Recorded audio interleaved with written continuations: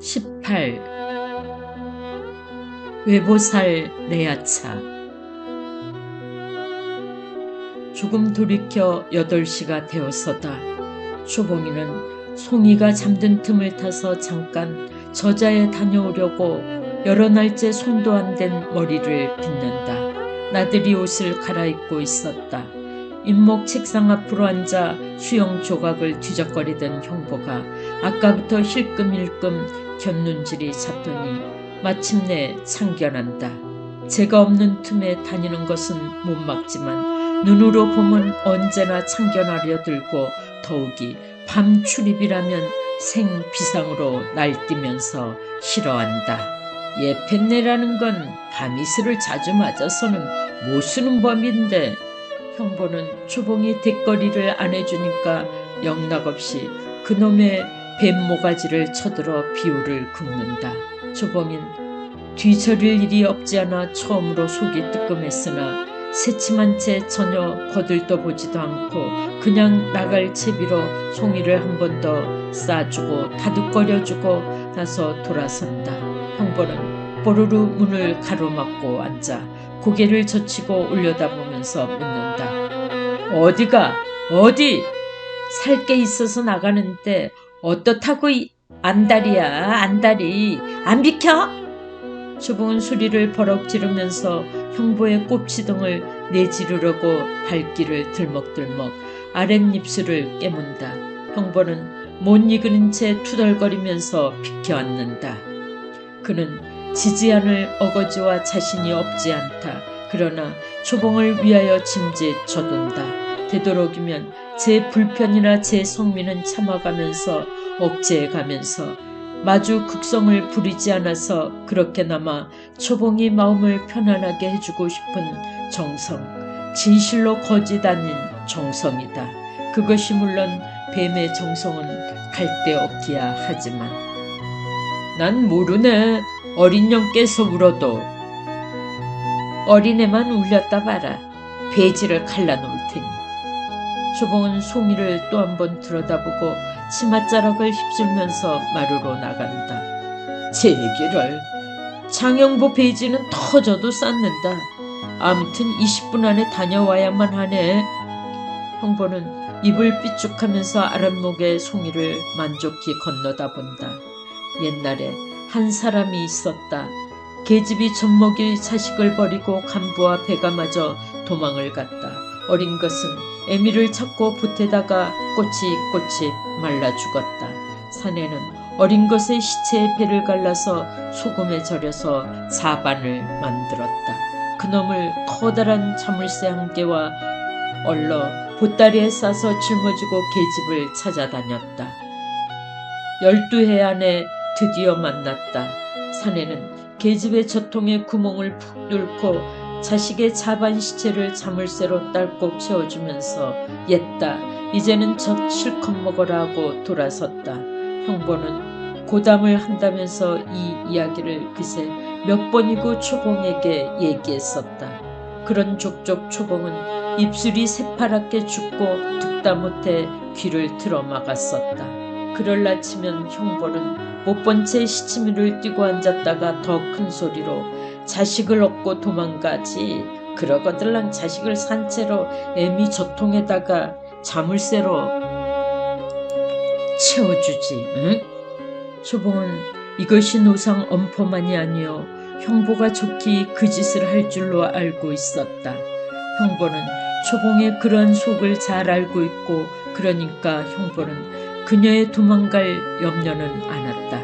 형보는 일반 사내들이 제 계집의 아들이 그 중에도 밤 출입을 덮어놓고 가하는 그런 공통된 본능 이외에 또 한 가지 독특한 기호를 이 밤의 숙회는 가지고 있었으니 전등불 밑에서는 반드시 초봉을 지키고 있어야만 마음이 푸시고 좋고 하지. 그러질 못하면 공연히 짜증이 나고 짜증이 심하면 광기가 일곤 한다. 그래서 시방도 일껏 도량 있게 내보내주기는 하고서도 막상 초봉이 눈에 안 보이고 하니까 아니나 다를까 슬그머니 부하가 부풀어 오르기 시작했다. 더구나 영영 안 들어올 거라고 쏘아붙이던 소리가 아예 불길한 압박을 주어 단단히 부하가 부풀어 올라갔다. 초봉은 동감 파죽계에서 바로 길 옆에 양약국에 들려 항룡 수면제라고 부르는 약을 500g짜리 통째로 샀다. 캡슐도 넉넉하게 100개나 샀다. 드디어 사약을 장만했다. 오늘 아침 초봉은 그렇듯이 형보를 갖다가 처리할 생각을 얻었고 그것은 즉 초봉이 자신의 자살의 서광이었다. 형보가 징그럽고 무섭고 정력에 부득이고 해서 살 수가 없이 된 초봉은 마치 차일 귀신에게 씌운 것과 같았다.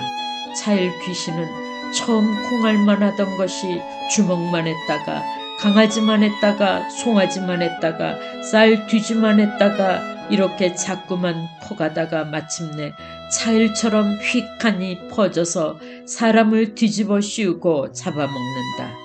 초봉은 시방 그런 차일 귀신한테 덮치어 깜깜한 그 속에서 기력도 희망도 다 잃어버리고 생명은 각각으로 눌러 찌부러들기만 했다. 금방 숨이 막혀오고 그리하되 아무리 해도 벗어날 길은 없었다. 이렇게 거의 죽어가는 초봉이는 그러므로 생명이란 건 한갓 무서운 고통일 뿐이지 아무것도 아니었다. 따라서 해방과 안식이 약속된 죽음이나 동경하지 않을 수 없었다.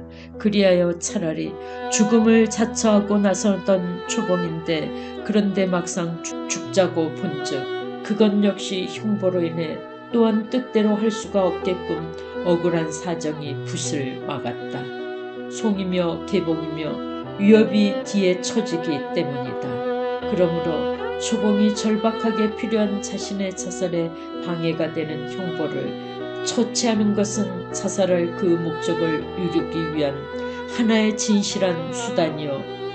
이 수단에 의한 자살이래야만 가장 안전하고 의의 있는 자살일 수가 있었다. 이것이 절망하던 자살이 서광을 발견한 경우다. 독단이요. 운사는 맞았는데 답은 안 맞는 산술이다. 아마도 공식이 틀린 모양이었다.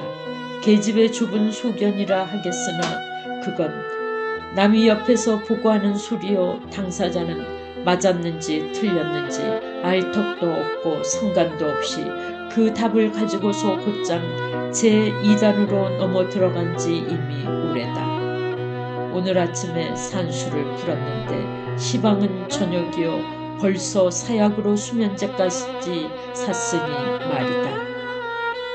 물론 이 약품이 형보의 목숨을 초봉이 자신이 자살하는 데 쓰일 요긴한 도구인 형보의 그 목숨을 처치하기에는 그리 적당치 못한 것인 줄이야 초봉도 잘 안다.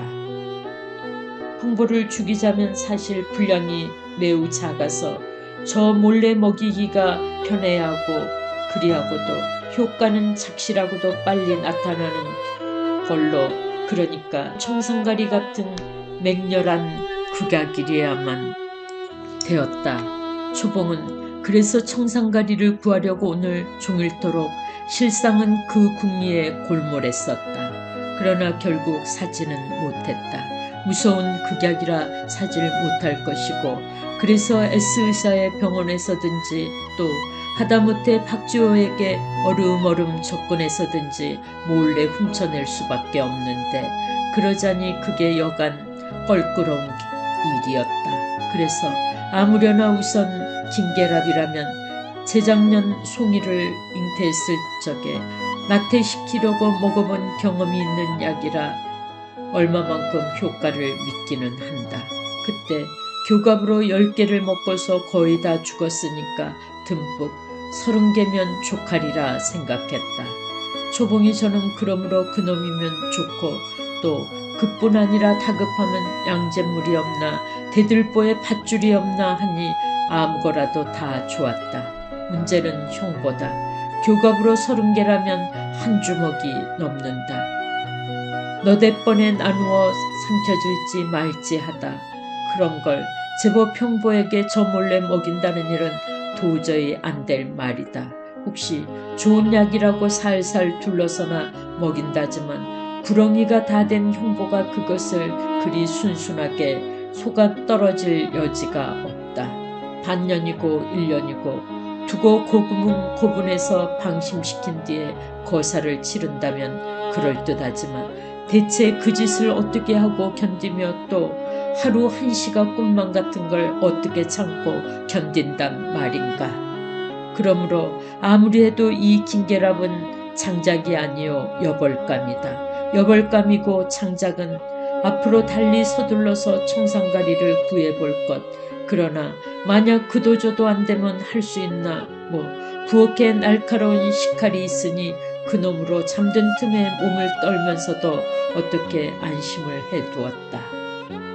외보살 내야차라고 하듯이 곡절은 어찌되었든지 애련한 계집이 남편이라는 인간 하나를 굳히려고 사약을 사서 들고 만인에 섞여 장안의 한복판을 어여시 걷는 줄이야. 당사자 초봉도 실상은 잊었거든. 하물며 남이 어찌 짐작이들 한 것일까. 초봉은 볼일을 보았으니 이내 돌아갔을 대로 돌아가야 했다. 20분 안에 들어오라던 소리가 미워서 어겨서라도 더 우물거릴 판이다.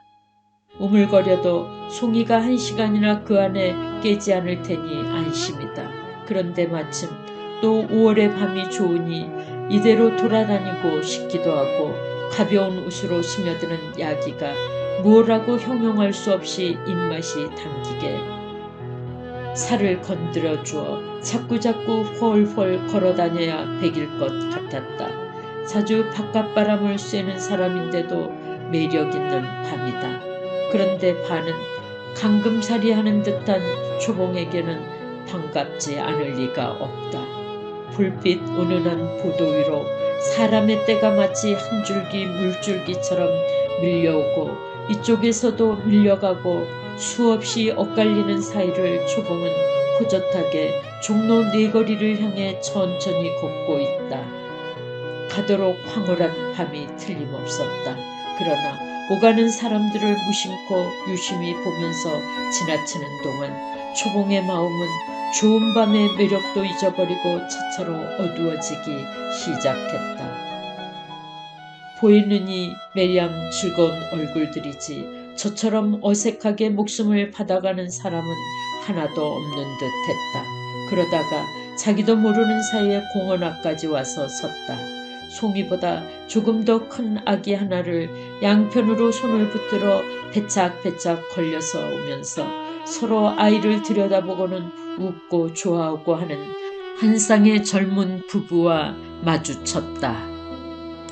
어떻게도 그 고동이 탐탁하고 부럽던지 초봉은 그대로 땅바닥에가 털썩 주저앉아 울고 싶은 것을 겨우 지나쳐 보내고 돌아서서 다시 우두커니 바라다 본다. 보고 서 있는 동안에 생사가 꿈으로 바뀐다. 남자는 승재요, 여자는 초봉이 져요. 둘 사이에 매달려 배틀거리면서 아장아장 걸음마를 하고 가는 아기는 송이요. 분명히 생사건만 초봉은 제가 남이 되고 남이 저인 양 넋을 고서서 누는 환영을 쫓는다. 초봉인 집에서도 늘 이러한 꿈 아닌 꿈을 먹고 산다. 송이를 사이에 두고 승재와 즐기는 단란한 가정, 물론 그것은 꿈이었지. 산 희망은 감이 없다. 마치 외로운 과부가 결혼사진을 꺼내놓고 보는 정상과 같아. 추억의 세계로 돌아갈 수는 있어도 추억을 여기에다 살려놓을 능력은 분가 일반이다. 일찍이 초봉인 재호와 살적만 해도 승재에게 대한 요망을 전혀 버리지 않았다. 흠집난 몸이거니 하면 민망은 했어도 그래도 승재가 거두어주기를 은연중 바랐고 이제 어쩌면 그가 오려니 싶어 저도 모르게 기다렸고 하던 것이 형부한테 덮치어 심신이 다 시들어버린 후로야 그런 마음을 먹을 기력을 잃은 동시에 한편으로 승재는 자신을 다 잊고 이 세상 사람으로 치지도 않겠거니 하여 단념해 버렸다. 그리고 임의로운 그 꿈을 가졌다. 개봉이가 그때그때 소식을 알려주었다. 의사 면허를 딴 줄도 오래잖아 서울에서 개업하는 줄도 알았다. 그런 것이 모두 꿈을 윤기 있게 해주는 양식이었다. 개봉이와 사이가 어떠한가 하고 몇 번 눈치를 떠보았다. 그 둘이 결혼했으면 좋겠다고 생각했다. 하기야 처음에 저와 그랬었고 그랬다가 제가 망쳤고 시방은 꿈속에 그이로 모시고 있고 그러면서 그 사람과 동생이 결혼하기를 바라는 것이 일반 마음에 제수롭지 않은 건 아니었다. 그러나 그러고 저러고 간에 개봉이의 태도가 태어나여 동무이상 아무것도 아닌 성 싶었고 해서 더욱 마음 놓고 그 꿈을 즐길 수가 있었다.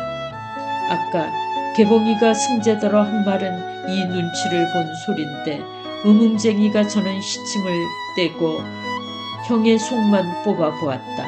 물론 알다가 미처 모르는 소리지만 아무려나 초봉이 저 혼자는 희망 없는 한 조각 빈 꿈일 값에 만약 승재가 아직까지 저를 생각하고 있는 줄을 안다면 그때는 죽었던 그 소망이 회생되길 십상이었다. 뿐만 아니라 그녀의 시들어 빠진 인생도 기운차게 살아날 것이었다. 사람의 왕래가 빈 공원 앞 한길 한복판에 가서 넋을 놓고 섰던 초봉은 겨우 정신이 들었다. 정신이 들자 막혔던 한숨이 소스라치게 터져오르면서 이어 기운이 착 깔아진다. 이제는 더 거닐고 무엇하고 할 신명도 안 나고 일껏 좀 마음이 편하게 즐겼던 좋은 밤이 그만 쓸데없고 말았다. 처음 요량에는 종로 네거리까지 바람만 밟아가서 개봉이가 있는 백화점에 들러 천천히 한 바퀴 돌아보고 그러다가 시간이 되어 파하거든 개봉을 데리고 같이 오려니 오다가는 아무거나 먹음직한 걸로 밤참이라도 사서 가지고 오려니 이랬던 것인데 생각하지도 않은 마가부터 흥이 떨어짐에 이것이고 저것이고 다 내키지 않고 지옥 같아도 할 수 없는 노릇이요 차라리 어서 집으로 가서 들어눕고 싶기만 했다. 그래도 미망이 없지 않아서 잠깐 망설였으나 이내 호호 한숨을 한 번 더 내쉬고는 돌아섰던 길을 맥없이 걸어간다. 걸어가면서 생각한다. 숲속에 섞여 산 한 그루 나무랄까 풀 언덕에 같이 자란 한 폭이 이름 없는 풀이랄까 명색도 없거니와 아무 시비도 없는 내가 아니더냐. 우뚝 솟을 것도 없고 번화하게 피어날 머리도 없고 난가 한 가지로 남의 틈에 휩쓸려 다른 사람을 해하지도 말고 다른 사람의 해도 입지 말고 아무 말썽 없이 바스락 소리 없이 살아갈 내가 아니더냐. 내가 언제 별난 행복이며 두드러진 호강을 팔았더냐. 내가 잘되려고 남을 음해했더냐. 부모모 동기간이며 자식한테 불량한 마음인들 먹었더냐. 마음이 모진 바도 아니요 신분이 유난한 것도 아니요 소리 없는 나무 이름 없는 풀포기가 아니더냐. 그렇건만 그 사나운 풍표며 이 불측한 박해가 무슨 일이란 말이냐. 이 약병은 무엇을 하자는 것이냐. 내가 어째서 이렇게 무서운 독부가 되었단 말이냐. 이것이 관장이 아니고 무엇이냐. 이 노릇을 어찌한단 말이냐. 이러한 것을 일러 운명이란다면 그도 할 일 없다. 아무리 야속한 운명이로서니 너무도 악착스럽지 않느냐. 운명 그래도 이 노릇을 어찌한단 말이냐. 소리를 부르짖어 울고 싶은 것이 더운 눈물만 두 볼을 자르르 흘러내린다. 눈물에 놀라 좌우를 살피니 어두운 동간의 폭만 넓은 길이다. 아무렇게나 소매를 들어 눈물을 씻으면서 얼마 안 남은 길을 시름없이 걸어 올라간다. 희미한 가로등에 비춰보니 손목시계가 8시하고 40분이나 되었다. 그럭저럭 40분을 넘겨 밖에서 우물거리게 된 셈이다. 꼭 20분 안에 다녀오라던 시간보다 고비 되었거니 그게 그다지 속이 후련한 것도 모르겠다. 큰 길을 다 올라와서 골목으로 들어설 때다. 무심코 들어서는데 갑자기 어린애 우는 소리가 까무라치듯이 울려 나왔다. 송이의 울음소린 것은 갈데없고 깜짝 놀라면서 반사적으로 멈춰서는 것도 일순간 꼬꾸라질 듯이 대문을 향해 쫓아 들어간다. 아이가 벌써 제풀에 잠이 깰 시간도 아니요. 또 깼다고 하더라도 울며 칭칭거리고 울었지. 저렇게 사뭇 기절할 듯이 울 이치도 없다. 분명코 이놈 장가놈이 내게다 못한 앙심풀이를 어린애에게 다 하는구나. 급한 중에도 이런 생각이 퍼뜩퍼뜩. 그러나 몸은 몸대로 바쁘다. 골목이래야 바로 몇 걸음 안 되는 거리요. 길로 난 안방의 드높은 창이 마주보여 한데 아이의 울음소리가 어떻게도 다급한지 마음 같아서는 단박 창을 떠받고 뛰어 들어갈 것 같았다. 대문을, 안쪽 문을, 마당을, 마루를 어떻게 박차고 넘어 뛰어서 들어왔는지 모른다. 안방 미닫이를 벼락치듯이 열어대치는 순간 아니라 다를까 두 눈이 벌컥 뒤집힌다. 짐작이야 했지만 너무도 분이 치받는 장면이었다. 마치 고깃감으로 사온 달개 새끼나 다루듯 형벌은 송이의 두 발목을 한 손으로 움켜 거꾸로 둥둥 쳐들고 섰다. 송이는 새파랗게 다 주고 손을 호적거리면서 숨이 넘어가게 한다. 형벌은 초봉이 나가고 20분이 넘어 30분이 거의 다 되어도 돌아오지 않으니까 그놈이 불안과 짜증이 차차로 더해서 시방 애미가 들어오면 아까 나갈 때 어린애를 울렸다가는 배지를 갈라놓을 테니 하던 앙칼진 그 소리까지 밉살스럽다고 우정 보란듯이 새끼를 집어 내동댕이 쳐주려고 잔뜩 벼르던 판인데 이건 또 누가 예쁘달까봐 제가 제풀로 팔딱깨서는 드립다 귀따갑게 울어대지를 않느냐 말이다. 이만저만해서 밤의 숙회는 드디어 제 성깔이 나고 말았다.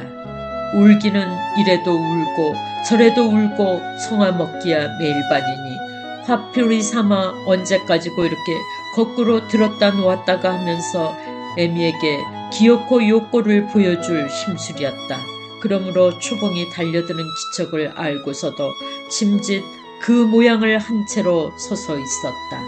아기 북받친 초봉은 기절해가는 아이를 구할 것도 잊어버리고 푸르르 몸을 떨면서 집어삼킬 듯이 형보를 노려보고 섰다. 이윽고 형보는 초봉에게로 힐끗 눈을 흘기고는 베라먹을 것, 사람 기가 따가워서 살 수가 있나 씹어뱉으면서 아이를 자던 자리에다 내던져버린다.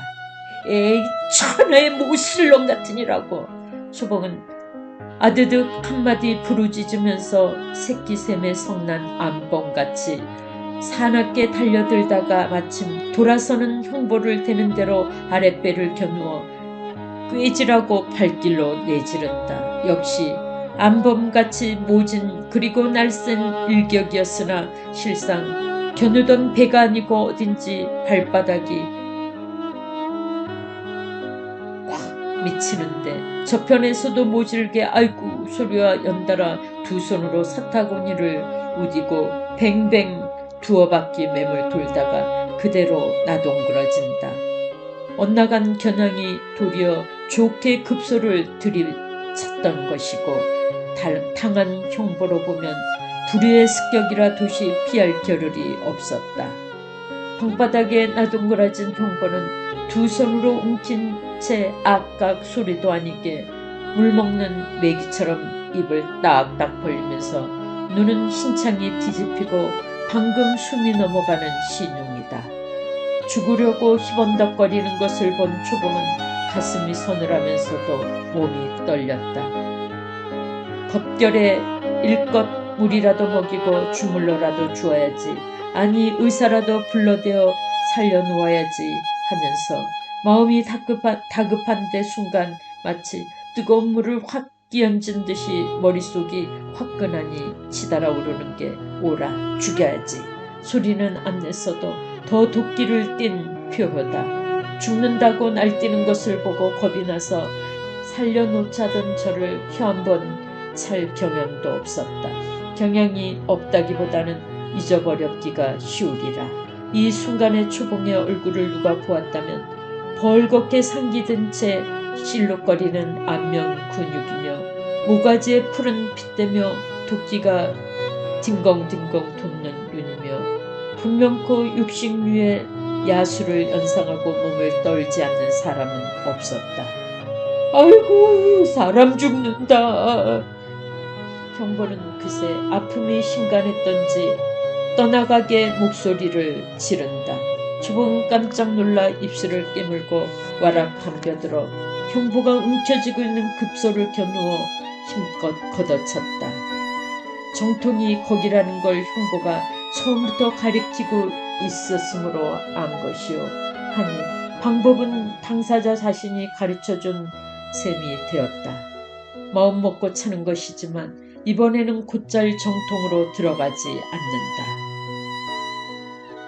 3번 걷어찼는데 겨우 한 번 올바로 닿기는 했어도 형보가 손으로 가리어 효과가 없고 말았다. 그럴 뿐 아니라 형보는 겨냥 들어오는 데가 거긴 줄 알아채고서 두 손으로 잔뜩 가리고 가리를 꼬아붙이고 그러고도 몸을 요리조리 가눈다. 이제는 암만 걷어질러야 위로 나가기가 아니면 애먼 볼기짝이나 채고 말지 정통에 빈틈이 나질 않는다. 아이고 인연이 날 죽이네. 아이고 날 잡아먹어라. 형보는 초봉이 한 발씩 발길질하는 족족 발길질이래야 혼나가기 아니면 아프지도 않은 것을 멀쩡하니 뒹굴면서 돼지 생먹다는 소리로 소리소리 질러댄다. 급소를 채인 것도 이제는 안 아프고 번연히 엄살을 떠누라고 소리를 지른다. 형보는 조금이라도 초봉에게서 사리를 느끼지는 못했다. 그러나 제가 송이를 가지고 한 소행은 있겠다 한데 초봉이 전에 없이 미친 듯이 날뛰니까 달리 겁이 슬그머니 났었다. 그 사이에는 아기 받치면은 꼽추등이 있나 한번 쥐어받고 욕이나 해붓고 이내 그만두었었다. 이렇게 무섭게 대드는 법이 없었다. 본시 뒤가 물은 형보는 그래서 생각에 전연이 이번에는 단단히 독이 오른 모양이니 마주 성두거나 잘못 건드렸다가는 제분에 못 이겨 양잿물이라도 집어삼킬지 모른다. 아예 그렇다면 맞서지를 말고 엄살이나 해가면서 제분이 풀리라고 때리면 맞는 신용 걷어차면 차이는 신용해주는 게 옳겠다. 채워준다면야 맨 처음에 급소는 뭣도 모르고 채인 것 이제는 제까짓 계집년이 참새다리 같은 걸로 발길질을 골백번 한들 소용 있더냐. 엉덩이나 허벅다리 좀 채였다고 골병들 리 없고 요렇게 잘 감싸고 피하면 그만이지.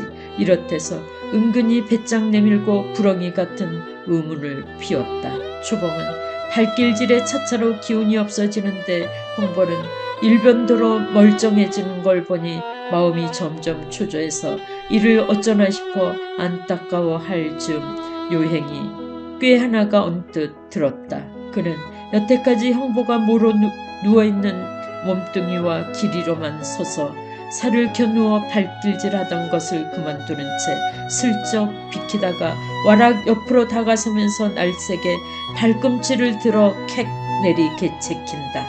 아이고 사람 죽네. 형보는 사타구니에 있던 손을 한 손만 옮겨다가 감싸 안으면서 옳게 아파한다. 형보는 여전히 돼지 먹다는 소리를 지르면서 몸을 요리조리 피하고 초봉은 따라가면서 옆을 잃지 않고 제긴다. 그러다가 한번 정통가는 겨냥이 턱없이 빗나가고 훨씬 위로 배꼽 미친 듯한데 콱 내리제키는 발꿈치가 물씬하자 단박에 소리도 미쳐 못 맺고 다리를 움켜잡고 올라오던 팔도 붉기 없이 방바닥으로 툭 떨어진다. 아까 맨 처음 급소를 채우고 나둥그러질 때보다 더하다. 채인 자리는 형보고 초봉이고 다 같이 생각지도 알지도 못하는 배꼽 밑에 급소다. 형보는 흉하게 눈을 뒤집어 쓰고 입을 떡 벌린 채 거의 사죽이 뻗어져서 꼼짝하지 않는다. 숨도 쉬는 것 같지 않고 입가로 개거품이 피어오른다. 반대로 기운이 번쩍 솟은 초봉은 이를 뿌드득 갈아붙이면서 마창이라도 나라고 형보의 아랫배를 내려 칵칵 새긴다. 하나, 둘, 셋. 계속해서 수없이 대고 새긴다. 다섯, 여섯, 일곱, 여덟. 얼마를 그랬는지 정신은 물론 없고 팔락거리면서 팔꿈치 방아를 찢는데 어찌하다가 내려다보니 형보는 내 활개를 쭉 펴고 누워서 움찔도 하지 않는다. 숨도 안 쉬고 눈도 많이 감았다. 초봉인 비로소 형보가 죽은 줄로 알았다. 죽은 줄로 알고 발길질을 멈추고는 걸걸 가쁜 숨을 내쉬면서 발밑에 뻗어진 형보의 시신을 들여다본다. 이 초봉의 형용은 거기 굴러져 있는 송장 그것보다도 더 흉한 꼴이다.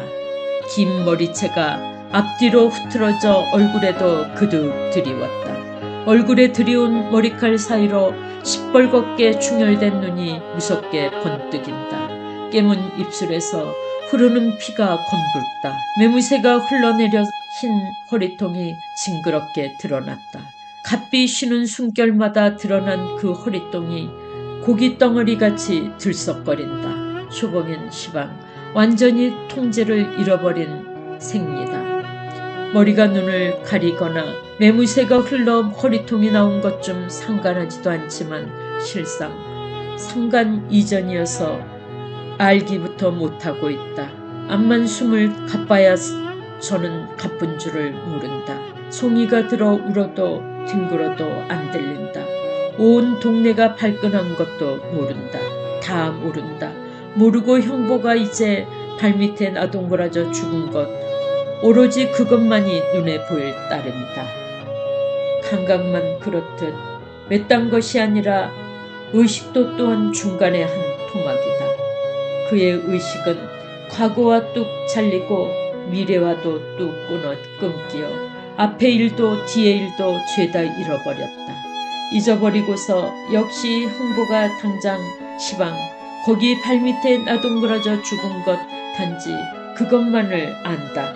그것은 흡사 격가지를 후리고 위아래로 동강을 쳐낸 가운데 토막만 갖다가 유리단지의 알코올에 담겨놓은 실험실의 신경이라고 할는지 그 끔찍한 모양을 하고 서서 형보의 시신을 내려다보던 초봉은 이윽고 이마와 양미간으로 불광스러운 구김살이 분명하게 드러난다. 초봉은 원망과 증오가 사무친 형보를 또 이미 죽어버린 형보를 마침내 죽여놓았고 그래서 시방 그렇게 죽어 뻗들어졌고 그러니까 이제는 속이 후련하고 기쁘고 해야 할 것인데 아직은 그런 생각이 안 나고 형보가 죽은 것이 도리어 안타까웠다. 원수는 이미 목숨이 없다. 죽었으되 저는 죽은 줄을 모른다. 발길로 차고 제키고 해도 아파하지 않는다. 내 생일을 잡쳐주었고 가추가추 나를 괴롭히던 원수 것만 이제는 원한을 풀 데가 없다. 원수는 저렇듯 편안하다. 저 평온, 저 무사, 저 무관심. 초봉은 이 사실이 안타깝고 그래서 불평이다. 멈추고 섰던 것은 잠깐이요. 이어 곧 훨씬 더 모질게 발길질을 해댄다. 배가 꾀질하고 내리 제킨다. 발을 번갈아가면서 제킨다. 만약 이 형부의 배가 마창이라도 났으면 이렇게 물씬거리지 말고 내리 구르는 발꿈치가 배창을 꿰뚫고 딱 방바닥에 가서 야물차게 닿기라도 했으면 그것이 대답인 양 초봉은 속이 후련했을 것이다. 그러나 암만 기운을 들여서 사납게 제거해야 아파하지도 않고 퍽퍽 바람 빠진 고무공처럼 물씬거리기만 한다. 마치 그것은 형보가 살아있을 때 하던 짓처럼 유들유들한 것과 같았다. 끝끝내 반응이 없고 그게 답답하다 못해 초봉은 그만 눈물이 쏟아진다. 눈물의 맥이 탁 풀려 그대로 주저앉으려다 말고 문득 방안을 휘휘 둘러본다. 아무거나 연장이 아쉬웠다. 이때 가령 칼이 눈에 띄었다면 칼을 집어들고서 형보의 시신을 육해 치듯이 난도질을 해놓았을 것이다. 또 몽둥이나 방망이가 있었다면 그놈을 집어들고서 들이 짓이겨 놓았을 것이고 시뻘건 화르뿔이 있었다면 그놈을 들어다 이글이글 덮어 씌웠을 것이다. 방 안에는 아무것도 만만한 것이 보이지 않으니까 열려있는 미닫이로 고개를 내밀고 마루를 둘러본다. 바로 운치의 쌀 뒤주 앞에 시커먼 맷돌이 묵직하게 포개져 있는 것이 선뜻 눈에 띄었다. 수슴지 않고 우르르 나가 그놈을 위아래짝 한꺼번에 불끈 안아들고 방으로 달려간다. 여느 때는 한 짝씩만 들어도 힘붙이는 맷돌이 번쩍 턱 밑까지 높이 쳐들어 올린 맷돌을 형보의 가슴대기를 겨누어 앙칼지게 내려뜨린다. 떠그럭 퍽 떠그럭 퍽 무딘 소리와 한 가지로 육중한 맷돌이 등에 꼽사혹에 떠받쳐 밋밋이 기운 형보의 안가슴을 으깨고 둔하게 굴러내린다. 맷돌을 내려치는 바람에 초봉은 중심을 놓치고 앞으로 형보의 시체 위로 가서 꼬꾸라질 뻔하다가 겨우 몸을 겨눈다. 몸을 고쳐 가진 초봉인 또다시 맷돌을 안아 올리려고 허리를 구부리다가 피벤 형보의 가슴을 보고서 그대로 멈춘다. 맷돌에 으깨진 가슴에서 엷은 메리아스 위로 자리 넓게 피가 배어오른다. 팔을 쭉 편 손끝이 바르르 보일락 말락 떨다가 만다. 초봉이 만일 그것까지 보았다면 아직도 설 죽은 것으로 알고서 옳다구나 다시 무슨 사달이라도 냈겠는데 실상은 잡아놓은 쇠고기에서 쥐가 노는 것과 다름없는 생명 아닌 경련이었다. 뒤로 고개를 발딱 제친 이 판쪽 귀퉁이에서 검붉은 피가 가느다랗게 한 줄기 흐른다. 초봉은 굽혔던 허리를 펴면서 깊이 한숨을 내쉰다.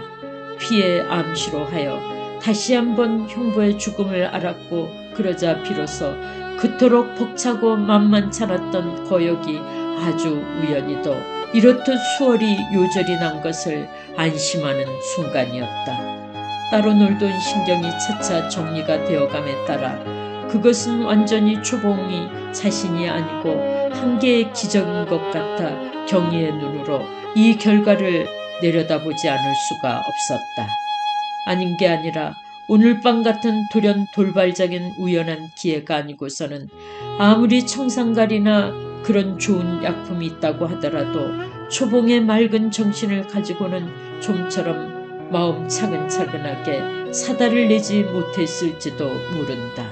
초봉은 차차 온전한 제정신이 들고 정신이 들면서 맨 처음 송이의 우는 소리를 알아들었다. 매우 오랫동안인 것 같으나 실상 첫 번 형보의 사타구니를 걷어질러 넘어뜨리던 그 순간부터 쳐서 5분밖에 안 된 시간이다. 초봉은 얼른 머리카락을 뒤로 걷어젖히고 허리춤을 추올리고서 팔을 벌리고 안겨들은 송이를 끌어안으려고 몸을 구부리다가 흠칫 놀라 제 손을 끌어당긴다. 이 손이 사람을 죽인 손이거니 하는 생각이 들면서 사람을 죽인 손으로 소중한 자식을 안기가 송구했다. 송이는 엄마가 꺼려하는 것이야 상관할 바 없이 제풀로 안겨들어 벌써 젖꼭지를 문다. 할 수 없는 노릇이고 초봉은 송이를 짓물려 안은 채 이불을 내려다가 형보의 시신을 덮어버린다.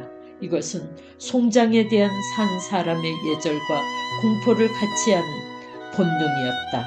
그러나 시방 초봉의 경우는 그렇기보다 어린 송이에게 아무리 무심한 어린 눈이라 하더라도 그 눈에 이 끔찍한 실상의 사취가 보이지 않게 하자는 어머니의 마음이다.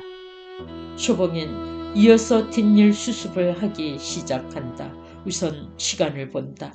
9시까지는 아직 15분이나 남았다. 개봉이가 항상 9시 40분 그쯤에 돌아오곤 하니 그 준비는 그동안에 넉넉했다. 한 손으로는 송이를 안고 한 손만 눌리면서 어디 놀러 나갈 새비라도 차리는 듯 심상하게 서두른다.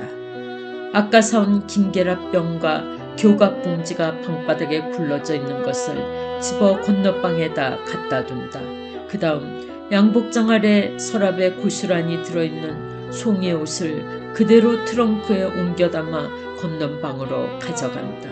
초봉은 안방을 마지막으로 나오면서 휘익 한번 둘러본다. 역시 미진한 게 있다면 얼마든지 있겠으나 시방 이 경향 중에는 어찌할 수 없는 것들이다. 남색 이불을 뒤집어 씌운 형부의 시신 위에 눈이 제풀로 멎는다. 이제는 꼼지락도 않는 송장이거니 해야 몸이 쭈뼛하거나 무섭지도 않다. 남들처럼 사람을 해하고 난 그 뒤에 오는 것, 가령 막연한 공포라든지 순전한 마음의 죄책감이라든지 다시 또 그 뒤에 오는 것으로 받을 법의 형벌이라든지 그런 것은 전혀 생각이 나질 않는다. 단지 천행으로 이루어진 이 결과에 대한 만족과 원수의 무사태평함에 대한 시기와 이 두 가지의 상극된 감정이 서로 번갈아 드나들 따름이다.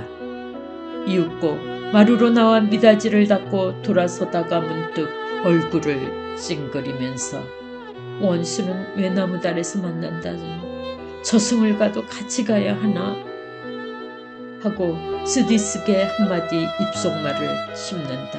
징그럽기도 하려니와 창피한 마음으로 하면 이 집 구석에서 약을 먹고 죽을 게 아니라 철도 길목이라든지 한강이든지 나갔으면 싶었다. 건넌방으로 건너와서 그동안 잠이 든 송이를 아랫목으로 내려놓는다. 한숨을 쉬면서 송이의 얼굴을 들여다보니까 그때야 서름이 소스라쳐 눈물이 쏟아진다. 서름에 맡겨 언제까지고 울고 싶은 것을 그러나 뒷일이 총총해 못한다. 흘러넘치는 눈물을 씻으며 흘리며 개봉이의 경대에 다가가서 머리를 빗는다. 단장은 했으나 눈물이 자꾸만 망쳐놓는다. 마지막 새 옷을 갈아입는다. 옷까지 갈아입고 나니 아무래도 조금은 기분이 산뜻한 것 같다. 유서를 쓴다. 비애가 붓보다 앞을 서고 또 쓰기로 하면 얼마든지 장황하겠으나 아주 형식적이요 간단하게 부친 정주사와 모친 유씨에게 각각 한 장씩 썼다. 개봉이한테는 송이를 가추가추 부탁하느라고 좀 자생하게 썼다. 승재와 결혼하는 것이 좋겠다는 말도 썼다.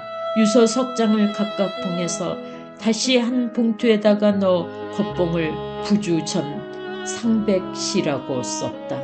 마침 9시 반이 되어 온다.